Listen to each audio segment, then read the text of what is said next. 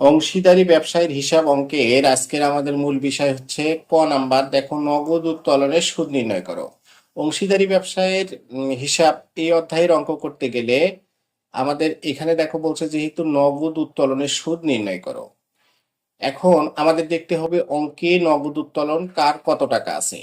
এখানে দেখো তামিম 1 জুলাই তারিখে 7,000 টাকা এবং সৌম্য 1 অক্টোবর তারিখে 4,000 টাকা ব্যবসা হতে নগদ উত্তোলন করেছে। এছাড়া সাকিব ব্যবসা থেকে 3,000 টাকার মূল্যের পণ্য উত্তোলন করেছে। এখানে দুই ধরনের উত্তোলন আছে, একটা হচ্ছে নগদ উত্তোলন এবং অপরটি হচ্ছে পণ্য উত্তোলন। আমরা এখানে অঙ্কের আমাদের করতে বলছে যে শুধুমাত্র নগদ উত্তোলনের সুদ নির্ণয় করো। একটি বিষয় মনে রাখতে হবে, সবসময় উত্তোলনের সুদ বলতে নগদ উত্তোলনের সুদকেই বোঝায়, পণ্য উত্তোলনের কোনো সুদ হয় না। তাহলে এখানে আমাদের অঙ্কের বিষয় এটা হচ্ছে ক নাম্বার বিষয়, যে নগদ উত্তোলনের সুদের পরিমাণ নির্ণয়। এখানে দেখো 1 জুলাই তারিখে তামিম তামিম উত্তোলন করেছেন, তাহলে আমরা এখানে লিখবো তামিম। তামিম দেখো কত টাকা উত্তোলন করেছেন। এখানে তামিম উত্তোলন করেছেন 60,000 টাকা, 7,000 টাকা। তাহলে 7,000। এখানে দেখো উত্তোলন এই সুদের হারটা আমাদের লক্ষ্য রাখতে হবে। অঙ্কে দেখো বলছে যে মূলধন ও উত্তোলনের উপর বার্ষিক 5% হারে সুদ ধার্য করার সিদ্ধান্ত হয়।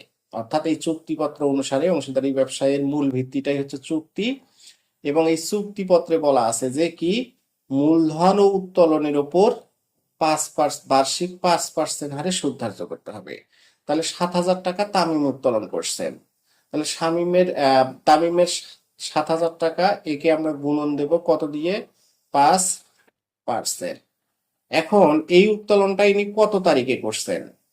দেখো, ইনি বলছেন যে 1 জুলাই তারিখে। 1 জুলাই কি? 1 জুলাই হচ্ছে আমাদের বছরের মাঝামাঝি দিন, অর্থাৎ 6 মাস গেছে, জুন পর্যন্ত, জানুয়ারি থেকে জুন পর্যন্ত চলে গেছে, এবং জুলাইয়ের 1 তারিখে এসে উনি উত্তোলন করছেন। তাহলে 1 জুলাই থেকে বছর শেষ হবে আমাদের দেখো 31 ডিসেম্বর। তাহলে 31 ডিসেম্বর শেষ হবে, তার মানে 6 মাস। তাহলে এখানে আমরা 5% কাটার পরে আমাদের টাকার পরিমাণ হচ্ছে, দেখো, 7,000 টাকার উপর যদি আমরা 5% কাটি, 7,000 গুণন 5% কাটলে হবে কত টাকা? সমান 350 টাকা। এই 350 টাকা হচ্ছে কি আমাদের 1 বছরের সুদ। আমাদের বের করতে হবে কি 1 জুলাই থেকে ডিসেম্বর 31, তার মানে 6 মাসের। তাহলে এটাকে কি করব আমরা? এটা যদি 1 বছরের হয় তাহলে আমরা 6 মাসের বের করতে গেলে অবশ্যই এটাকে আমাদের 12 দিয়ে ভাগ দিতে হবে এবং গুণ দিতে হবে কত দিয়ে? 6 দিয়ে। তাহলে আমাদের নগদ সুদের পরিমাণ দাঁড়াবে কত টাকা? 175 টাকা। এরপরে আর একজন আছে। এখানে দেখো আরেকজনের উত্তোলন কত ছিল? সৌম্য।